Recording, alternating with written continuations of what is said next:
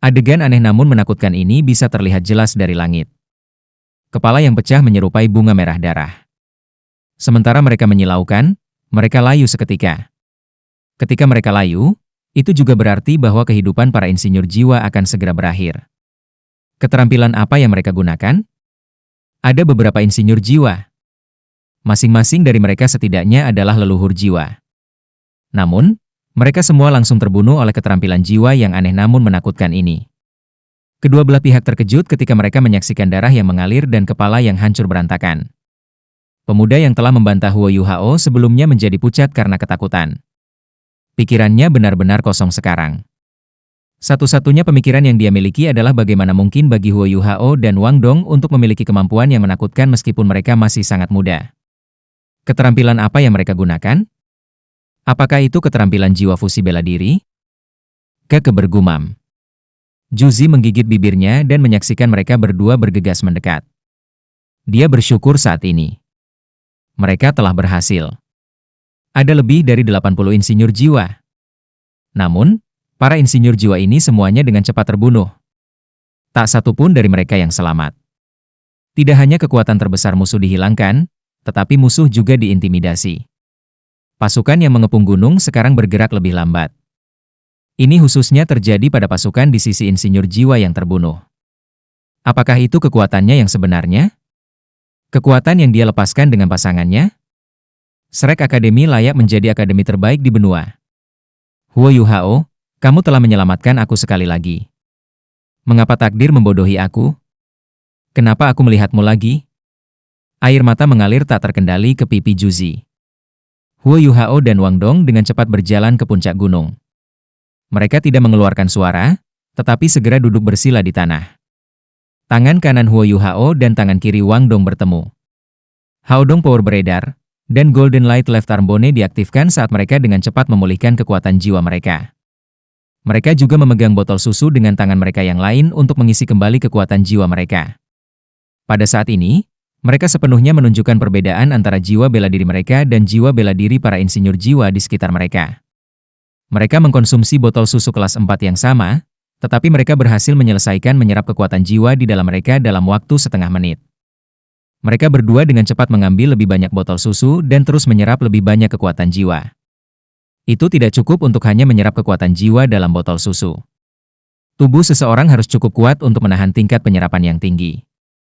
Kalau tidak, efek samping mungkin timbul karena menyerapnya terlalu cepat. Tatapan Juzi menjadi dingin ketika dia berteriak pada para insinyur jiwa di sekitarnya. Apa yang kalian semua lihat? Ambil posisi kamu dan bersiaplah untuk bertempur. Apakah kamu pikir musuh akan berhenti menyerang kita hanya karena insinyur jiwa mereka sudah mati? Iya. Insinyur jiwa yang rendah moral sebelumnya mulai menjadi bersemangat. Mereka menggunakan medan untuk menemukan tempat ofensif yang cocok. Mereka dipersiapkan secara defensif. Kemampuan Huo Yuhao dan Wang Dong tidak hanya mengalahkan insinyur jiwa musuh. Mereka juga meningkatkan moral para insinyur jiwa yang diperintahkan Juzi. Ketika mereka menyadari bahwa akan sangat sulit bagi mereka untuk melarikan diri, dan mereka dikelilingi oleh pasukan musuh, moral mereka sangat rendah. Mereka tahu bahwa pasukan mereka sendiri akan menjebak musuh dan menyingkirkan mereka. Namun, seperti yang Huo Yuhao katakan, berapa lama mereka bisa bertahan? Mereka tidak bisa. Tapi kinerja dominan Huo Yuhao dan Wang Dong menyulut harapan mereka lagi. Tidak ada yang mau mati jika mereka bisa bertahan hidup. Selain itu, mereka berdua yang baru saja melakukan keajaiban ada di pihak mereka. Jika mereka mampu membunuh lebih dari 80 insinyur jiwa, sisa prajurit biasa tidak ada artinya bagi mereka. Semangat mereka tinggi dengan keyakinan seperti itu, dan botol susu mendukung mereka. Juzi dan Ke saling memandang, dan mereka berdua menghela napas lega. Mereka tahu bahwa peluang mereka untuk bertahan hidup sangat meningkat. Juzi tidak melihat Huo Yuhao lagi. Dia takut mempengaruhi emosinya. Dia mulai memerintahkan pasukannya dengan tenang dan menyesuaikan posisi mereka. Dia juga mengintip ke kejauhan. Bala bantuan mereka akan segera tiba. Huo Yuhao menutup matanya. Dia juga takjub dengan pemandangan seperti itu. Bagaimanapun, ini adalah pertama kalinya dia membunuh begitu banyak orang sekaligus. Meskipun ini adalah medan perang, itu masih berdampak padanya. Dia bisa mempertahankan ketenangannya selama pertempuran. Namun, beberapa fluktuasi emosional tidak terhindarkan setelah pertempuran. Dia masih ingat bahwa tetua MU telah memberitahunya bahwa dia perlu melangkah ke medan perang jika dia ingin mewujudkan rencana tentara tertinggi. Hari ini, dia telah melangkah ke medan perang. Terhadap ribuan pasukan musuh, ia harus melindungi mitranya dan menyelamatkan seseorang yang pernah menjadi temannya.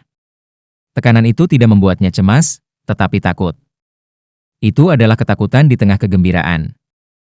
Huo Yuhao dan Wang Dong tidak lebih unggul dari lebih dari 80 insinyur jiwa hanya karena mereka telah menyelesaikan langkah mereka. Ini adalah hasil dari pemahaman sempurna Huo Yuhao dan kontrol terhadap pola pikir dan kondisi musuh. Pelajaran psikologis dari rencana tentara tertinggi mulai digunakan sekarang. Deteksi spiritualnya telah memungkinkannya untuk mengatakan bahwa insinyur jiwa musuh santai setelah mereka menyelesaikan pengepungan mereka. Selain itu, mereka juga kehabisan setelah pengejaran yang panjang. Mereka tidak mengharapkan siapapun dari kubu Juzi untuk menyerang mereka begitu tiba-tiba di bawah keadaan seperti itu. Huo Yuhao telah mengeksploitasi kepuasan musuh. Dia dan Wang Dong bergegas menuju mereka dengan kecepatan yang mengkhawatirkan. Ketika para insinyur jiwa bereaksi, mereka sudah bisa melepaskan kekuatan bertarung terkuat mereka. Perhitungan ini telah terbentuk dalam pikiran Huo Yuhao secara instan. Serangan membunuh instan dengan Wang Dong juga dibangun berdasarkan perhitungannya yang tepat. Pasukan musuh lelah dan terluka. Seiring dengan kecerdasan Juzi, dia telah secara akurat memperkirakan kemampuan musuh mereka. Ini telah memungkinkan mereka untuk berhasil. Tentu saja, keterampilan jiwa fusi bela diri mereka sangat kuat. Ketika kemampuan mereka terus meningkat, keterampilan jiwa fusi bela diri mereka tumbuh bersama dengan kultivasi mereka. Ini adalah bagian paling menakutkan dari keterampilan jiwa fusi bela diri mereka. Bagi seorang guru jiwa biasa, kekuatan keterampilan jiwanya dibatasi oleh penanaman dan kontrolnya. Selain itu, usia cincin jiwanya juga merupakan faktor penting. Namun, keterampilan jiwa fusi bela diri akan tumbuh lebih kuat sebagai kultivasi seseorang meningkat terlepas dari siapa dia. Tentu saja, itu tidak termasuk situasi luar biasa Huo Yuhao. Huo Yuhao adalah leluhur jiwa, sementara Wang Dong adalah kaisar jiwa. Keterampilan jiwa fusi bela diri gabungan mereka bahkan tidak bisa dilawan oleh sage jiwa 7 cincin. Lebih jauh, mantra di tengah kekosongan, badai spiritual yang mereka lepaskan sebelumnya adalah serangan kekuatan spiritual menggunakan keterampilan jiwa. Arti sebenarnya di balik itu seperti versi serangan jarak jauh dari Saverness Descent. Itu bahkan dibentuk oleh kombinasi kekuatan Huo Yuhao dan Wang Dong. Spiritual Tempest menunjukkan kematian yang mengerikan. Insinyur jiwa kelas 4 dan kelas 5 itu telah meningkatkan kekuatan jiwa mereka menggunakan obat-obatan, sehingga fondasinya tidak stabil. Mereka juga tidak didukung oleh kekuatan spiritual yang stabil. Mereka semua dikejutkan sekali oleh spiritual shock lengkap Huo Yuhao dicampur dengan kekuatan ledakan Clear Sky Hammer. Serangan ini cepat namun efektif. Ancaman terbesar musnah dalam satu pukulan. Setelah terdiam beberapa saat, musuh menyerang lagi. Namun, moral mereka sangat terpengaruh. Ini terutama terjadi bagi mereka yang telah melihat insinyur jiwa dihancurkan. Mereka bergerak sangat lambat. Sayangnya, tidak semua orang dari pasukan musuh menyaksikan apa yang terjadi. Beberapa prajurit yang datang dari berbagai arah dengan cepat mendaki gunung. Suara meriam jiwa dan sinar jiwa yang ditembakkan bergema berulang kali. Dengan botol susu dan moral mereka yang tinggi, Juzi dan kelompoknya menolak kemajuan musuh hingga kemampuan mereka yang terbesar. Lampu bisa terlihat bersinar dari puncak gunung dari jauh. Mereka mencapai semua jalan ke kamp musuh, dan menyebabkan ledakan-ledakan yang hebat. Kematian seorang insinyur jiwa di medan perang tidak bisa ditandingi oleh para master jiwa di tingkat yang sama. Ini terutama terjadi terhadap prajurit biasa. Kerang meriam jiwa mendarat di antara pasukan musuh dan meledak, melepaskan bola-bola cahaya yang kuat.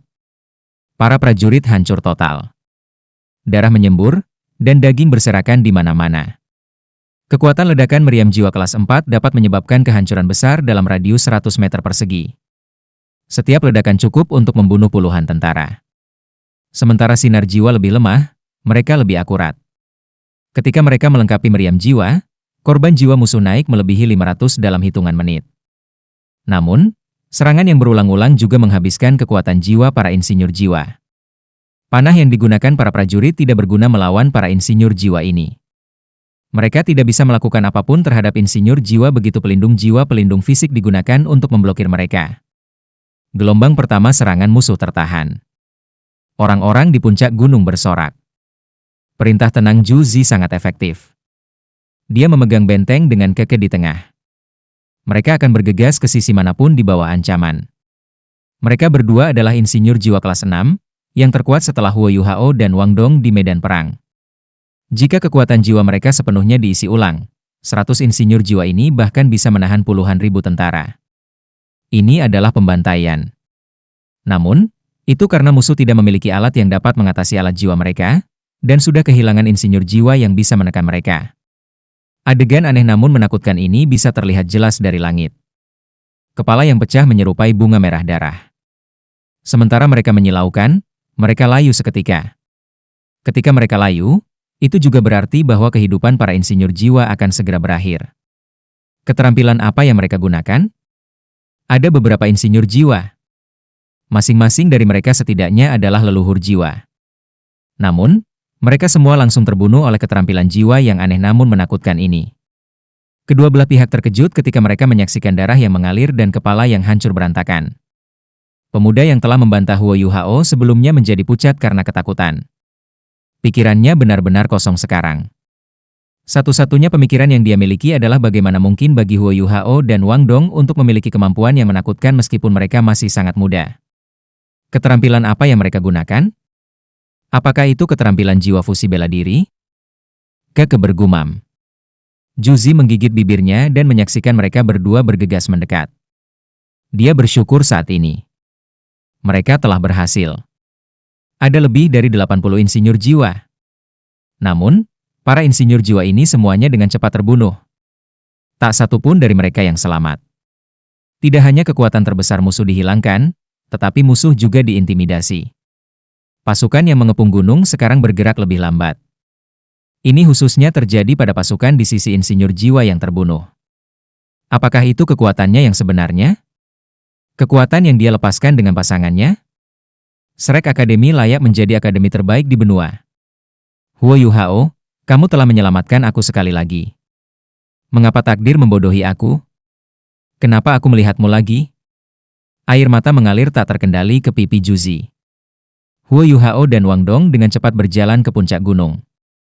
Mereka tidak mengeluarkan suara, tetapi segera duduk bersila di tanah. Tangan kanan Huo Yuhao dan tangan kiri Wang Dong bertemu. Hao Dong Power beredar, dan Golden Light Left Arm Bone diaktifkan saat mereka dengan cepat memulihkan kekuatan jiwa mereka. Mereka juga memegang botol susu dengan tangan mereka yang lain untuk mengisi kembali kekuatan jiwa mereka. Pada saat ini, mereka sepenuhnya menunjukkan perbedaan antara jiwa bela diri mereka dan jiwa bela diri para insinyur jiwa di sekitar mereka. Mereka mengkonsumsi botol susu kelas 4 yang sama, tetapi mereka berhasil menyelesaikan menyerap kekuatan jiwa di dalam mereka dalam waktu setengah menit.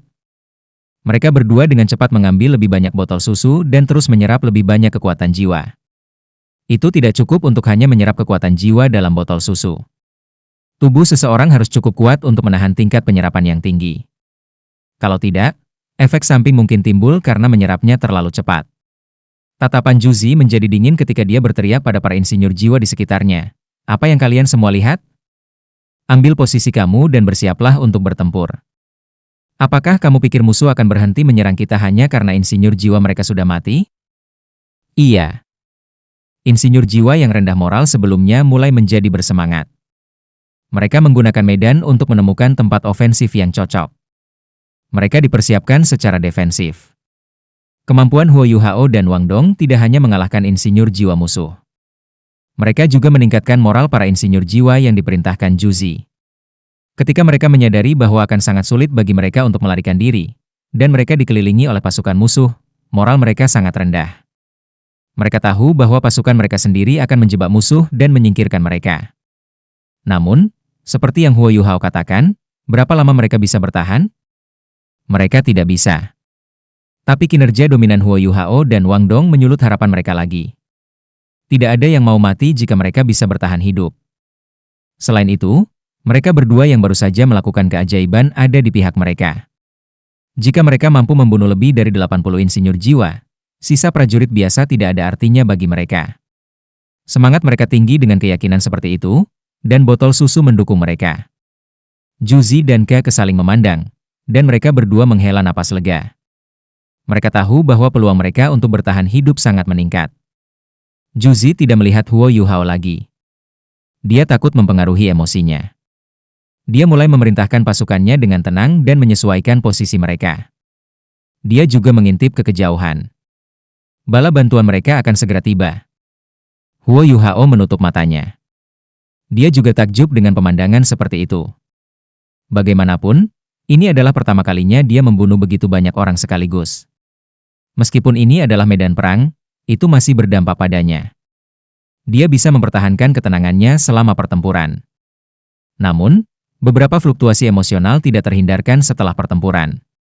Dia masih ingat bahwa tetua MU telah memberitahunya bahwa dia perlu melangkah ke medan perang jika dia ingin mewujudkan rencana tentara tertinggi.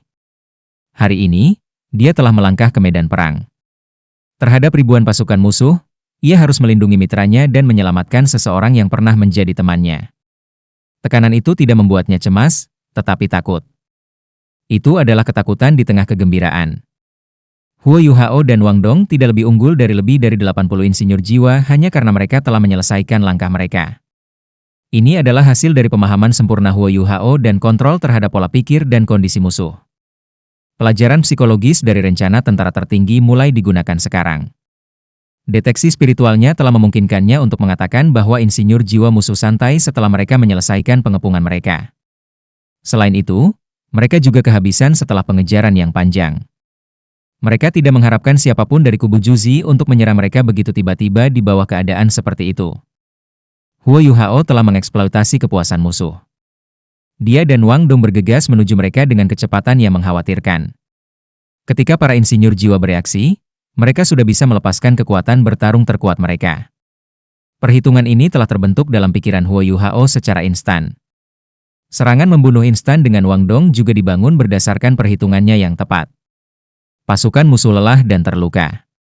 Seiring dengan kecerdasan Juzi, dia telah secara akurat memperkirakan kemampuan musuh mereka.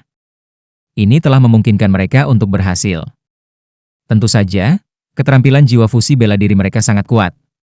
Ketika kemampuan mereka terus meningkat, keterampilan jiwa fusi bela diri mereka tumbuh bersama dengan kultivasi mereka. Ini adalah bagian paling menakutkan dari keterampilan jiwa fusi bela diri mereka. Bagi seorang guru jiwa biasa, kekuatan keterampilan jiwanya dibatasi oleh penanaman dan kontrolnya. Selain itu, usia cincin jiwanya juga merupakan faktor penting.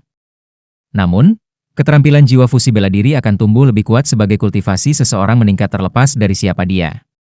Tentu saja, itu tidak termasuk situasi luar biasa Huo Yuhao. Huo Yuhao adalah leluhur jiwa, sementara Wang Dong adalah kaisar jiwa. Keterampilan jiwa fusi bela diri gabungan mereka bahkan tidak bisa dilawan oleh sage jiwa 7 cincin. Lebih jauh, mantra di tengah kekosongan, badai spiritual yang mereka lepaskan sebelumnya adalah serangan kekuatan spiritual menggunakan keterampilan jiwa. Arti sebenarnya di balik itu seperti versi serangan jarak jauh dari Saverness Deschent. Itu bahkan dibentuk oleh kombinasi kekuatan Huo Yuhao dan Wang Dong. Spiritual Tempest menunjukkan kematian yang mengerikan. Insinyur jiwa kelas 4 dan kelas 5 itu telah meningkatkan kekuatan jiwa mereka menggunakan obat-obatan, sehingga fondasinya tidak stabil. Mereka juga tidak didukung oleh kekuatan spiritual yang stabil. Mereka semua dikejutkan sekali oleh spiritual shock lengkap Huo Yuhao dicampur dengan kekuatan ledakan Clear Sky Hammer. Serangan ini cepat namun efektif. Ancaman terbesar musnah dalam satu pukulan. Setelah terdiam beberapa saat, musuh menyerang lagi. Namun, moral mereka sangat terpengaruh.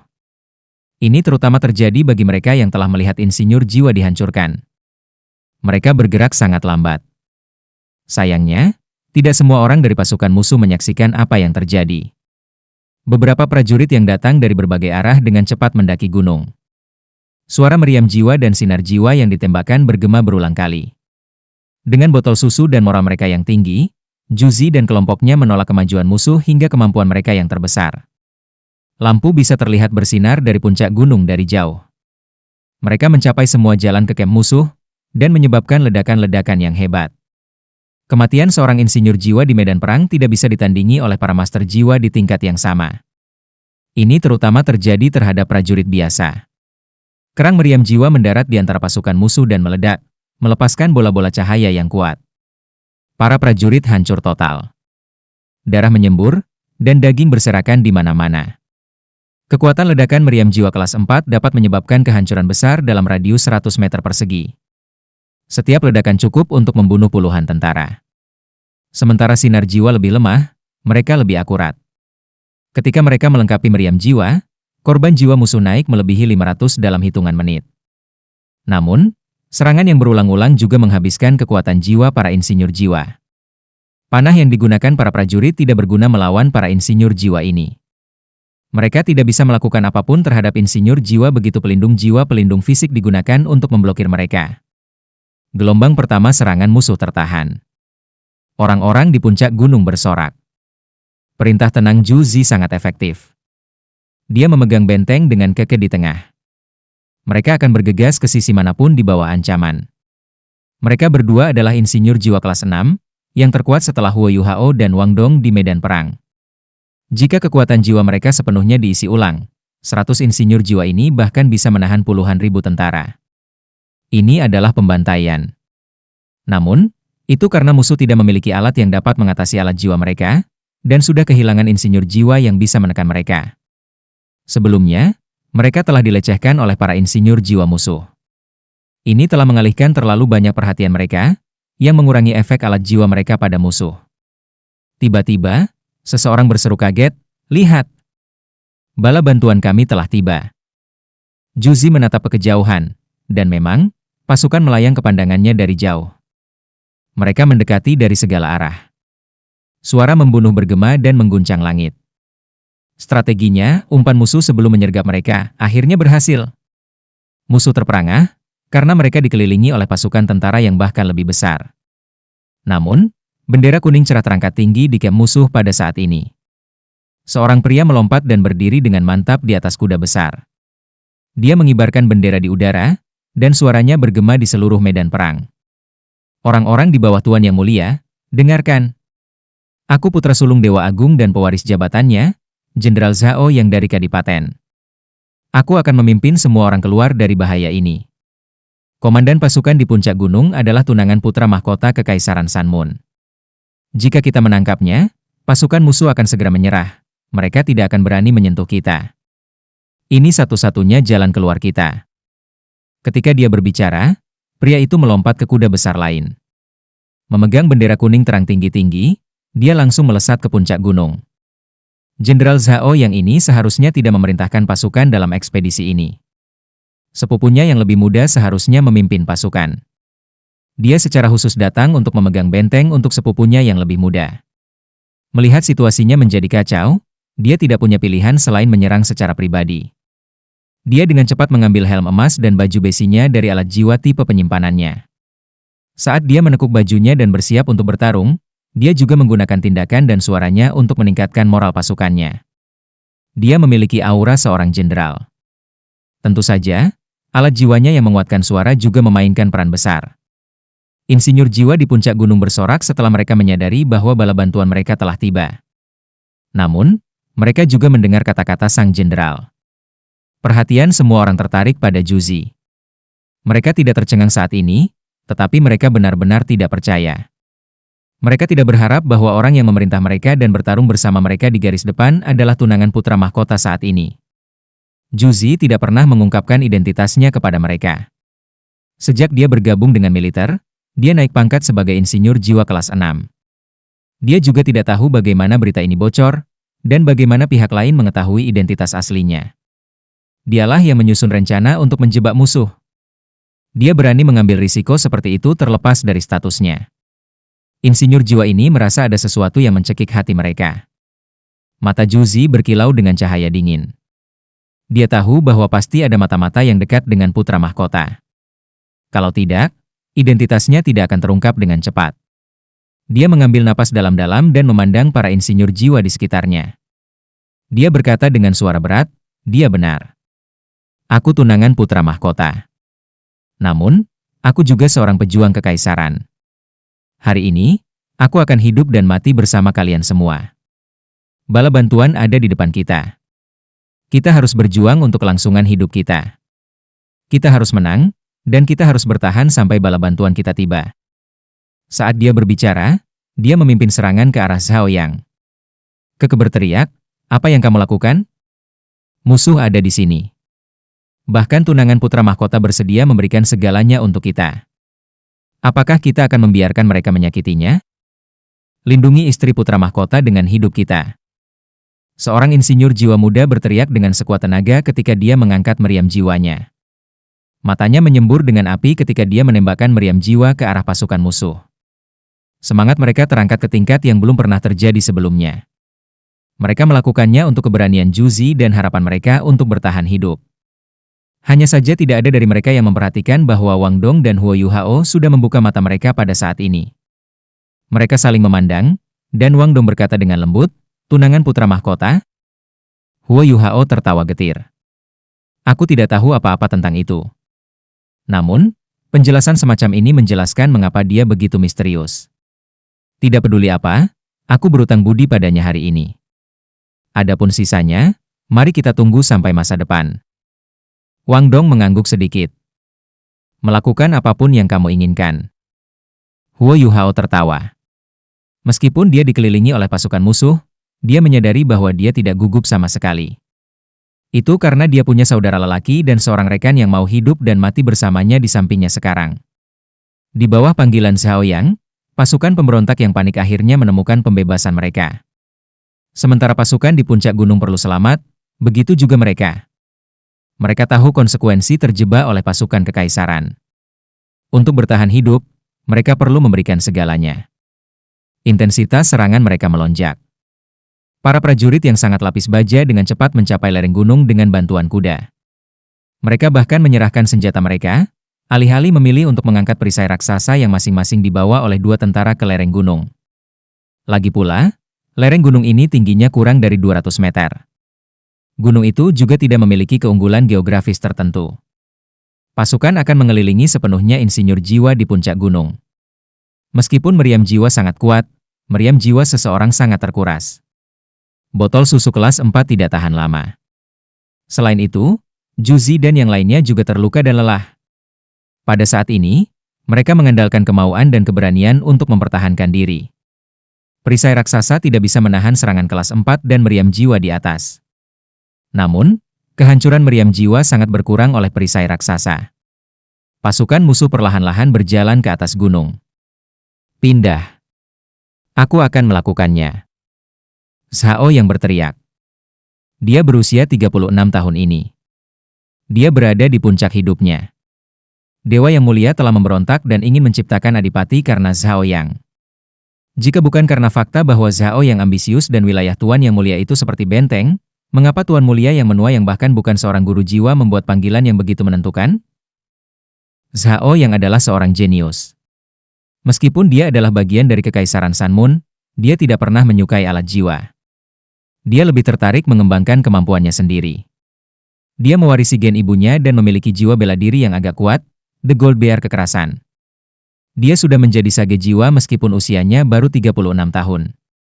Dalam hal kemampuan, dia selalu yang terkuat di antara semua orang di bawah Tuan yang mulia. The Glorious Lord bertanggung jawab untuk menjaga wilayah utara kekaisaran Sanmun. Pemberontakannya yang tiba-tiba menyebabkan kekaisaran terperangkap dalam kekalahan. Penjelasannya juga sangat sederhana. Dia hanya ingin mendirikan kadipaten, dan bahkan rela melipat gandakan upeti ke kekaisaran. Dia hanya berharap untuk menerima pengakuannya. Kaisar Kekaisaran Matahari Bulan menderita penyakit, dan telah kehilangan ketajaman yang pernah dimilikinya. Dia tidak terburu-buru untuk menggunakan kekuatan militer melawan Dewa yang Agung, karena dia takut akan reaksi seperti tindakan yang mungkin diprovokasi dari Heaven Do Empire dan Star Luo Empire. Namun, putra mahkota terus mengambil sikap keras, dan menjulukinya sebagai pemberontak yang perlu dibunuh. Itulah satu-satunya cara untuk mengintimidasi bangsawan kekaisaran yang telah diberikan tanah di kekaisaran. Akhirnya, putra mahkota berhasil mendapatkan pengakuan kaisar dengan bantuan Jing Hongchen dan cabang keturunan langsung. Militer, terutama terdiri dari pasukannya sendiri, juga dikirim keluar untuk memadamkan pemberontakan. Juzi, yang telah terlibat dalam banyak perang dan bahkan berperang melawan para penguasa jiwa di Laut Barat, juga bergabung dalam perang melawan para pemberontak. Dia telah mendapatkan cukup prestasi untuk menjadi pemimpin sekelompok kecil insinyur jiwa. Posisinya tidak bisa diremehkan.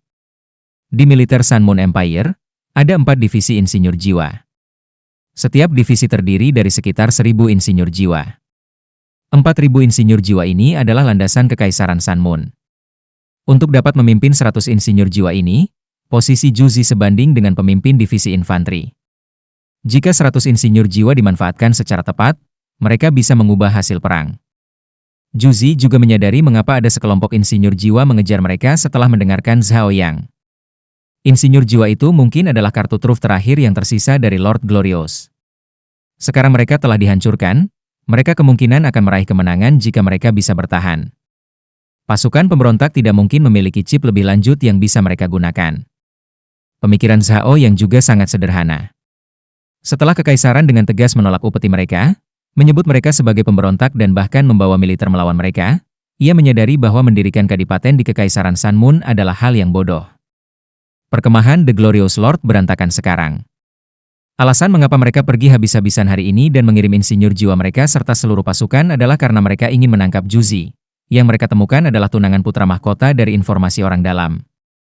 Dia tidak pernah berpikir untuk menyakiti Juzi. Dia hanya ingin menangkapnya hidup-hidup dan menggunakannya sebagai chip untuk bernegosiasi dengan kekaisaran Sun Moon. Dia secara alami tahu bahwa Sutianran bertanggung jawab. Dia sudah memikirkan rencana pelarian untuk dirinya sendiri.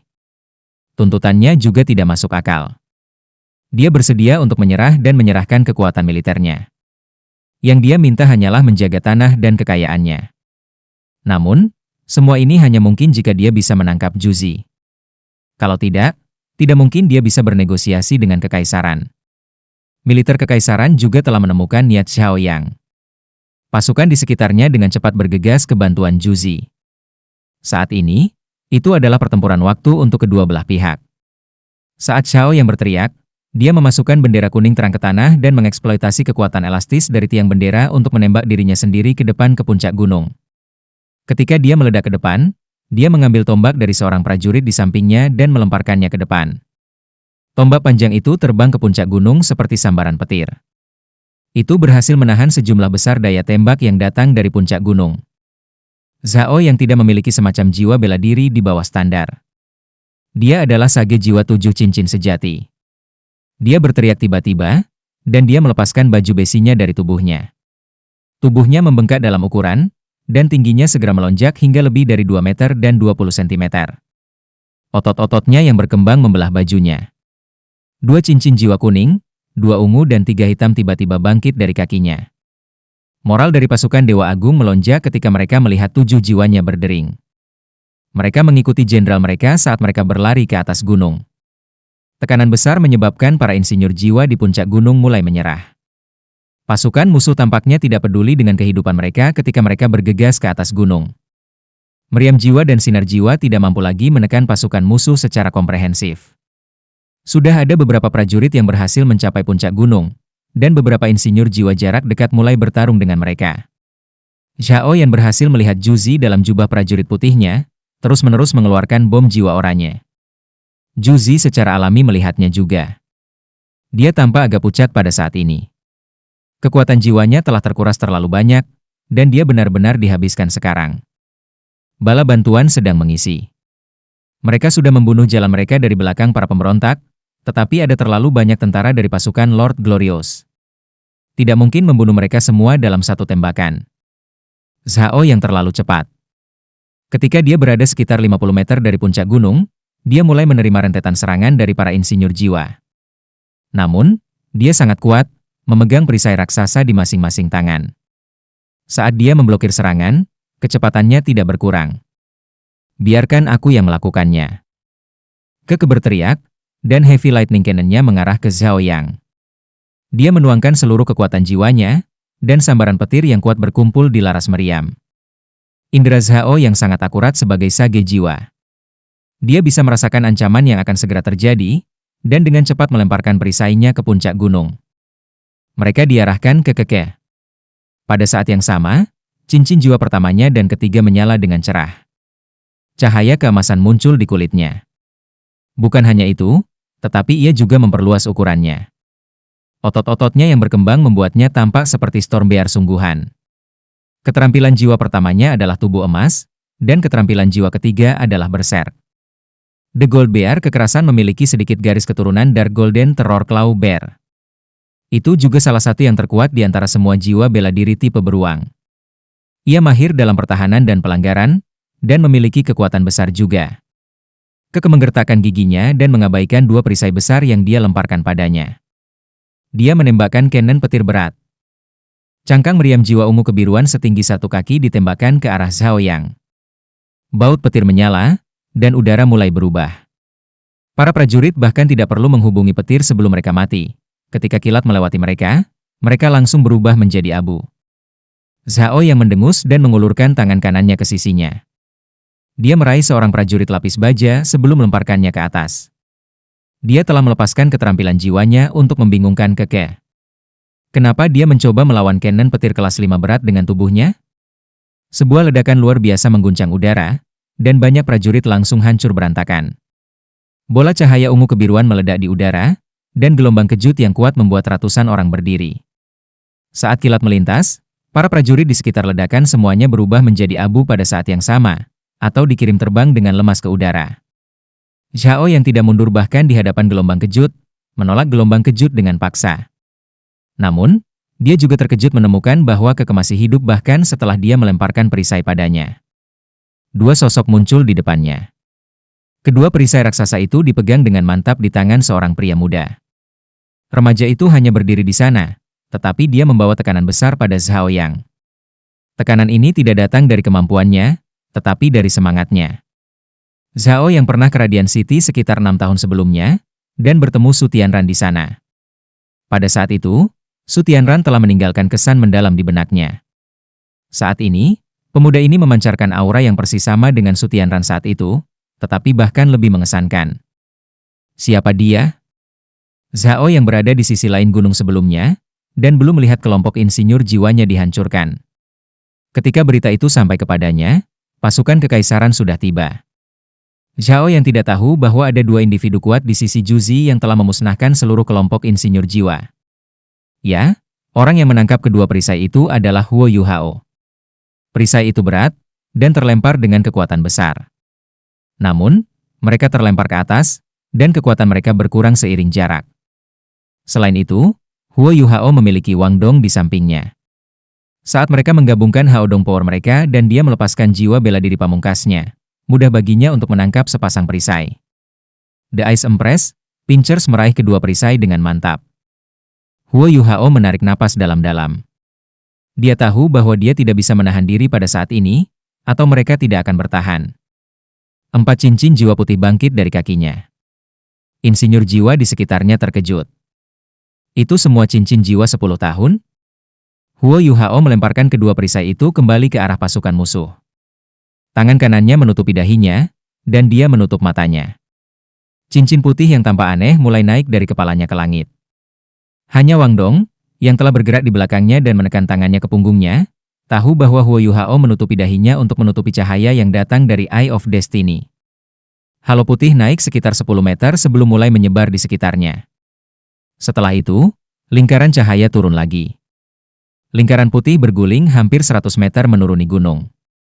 Saat itu membasahi pasukan pemberontak, mereka semua runtuh seperti gandum.